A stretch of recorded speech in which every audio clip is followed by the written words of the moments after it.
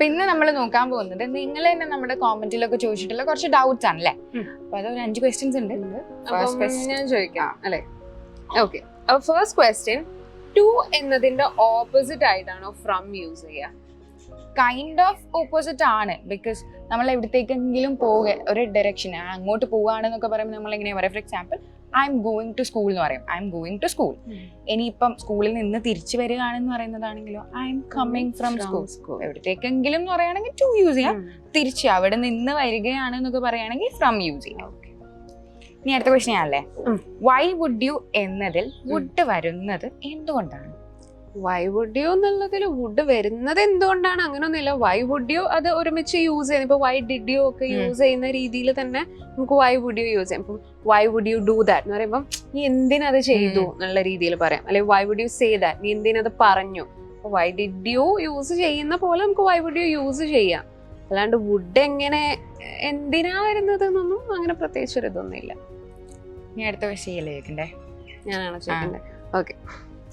Asked after and asked about തമ്മിലുള്ള difference? Asked after എന്ന് പറയുമ്പോൾ നമ്മൾ ഒരാളെ അന്വേഷിക്കുക, ലൈക്ക് അയാൾ എവിടെ തിരക്കുക, അയാളെ തിരക്കുക നമ്മൾ പറയില്ല, അവൻ നിന്നെ തിരക്കി എന്നൊക്കെ പറയുന്ന. അപ്പൊ അതിനാണ് നമ്മൾ ആസ്ക്ഡ് ആഫ്റ്റർ എന്ന് പറയുന്നത്. പക്ഷെ ആസ്ക്ഡ് അബൌട്ട് എന്ന് പറയുമ്പോൾ നമ്മൾ ഒരാളെ കുറിച്ചിട്ട് നമ്മൾ ഇപ്പൊ ഞാൻ നിന്നെ പറ്റി അന്വേഷിക്കണം, എന്റെ സ്വഭാവം, ഒരാളെ പുതിയൊക്കെ പരിചയപ്പെട്ട് നമ്മൾ അവരെ പറ്റി അന്വേഷിക്കാണ് നമുക്ക് ആസ്ക്ഡ് അബൌട്ട്.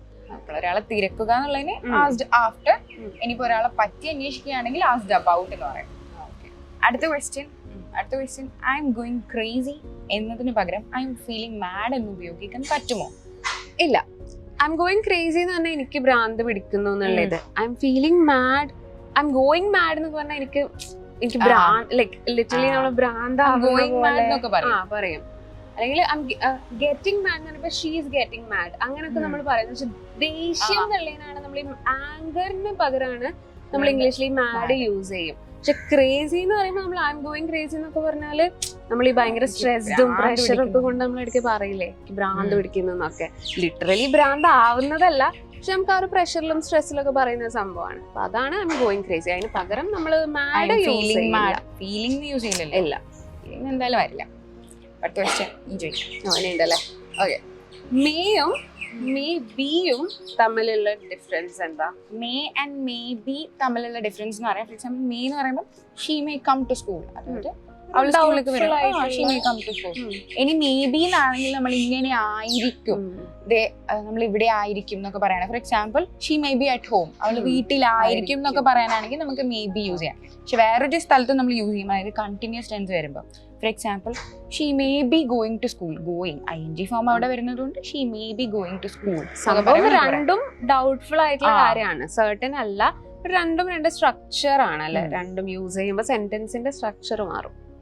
ഇത്രയും ക്വസ്റ്റ്യൻസ് ആണ് നമ്മൾ ഇന്ന് ഡിസ്കസ് ചെയ്തിട്ടുള്ളത്. 5 ക്വസ്റ്റ്യൻസ് ആയി. അപ്പൊ നിങ്ങൾക്ക് ഈ വീഡിയോ ഇഷ്ടമായി എന്നുണ്ടെങ്കിൽ ലൈക്ക് ചെയ്യുക, ഷെയർ ചെയ്യുക. ഇനി ഇതുപോലത്തെ ഡൗട്ട്സ് ഉണ്ടെങ്കിൽ കോമന്റിൽ ചോദിക്കുക. അപ്പോൾ മറ്റൊരു വീഡിയോ ആയിട്ട് കാണുന്നത് വരെ, this is Shafna, this is Anju, signing off from English Mithra. Thank you. English Mithra. Stop worrying, start learning.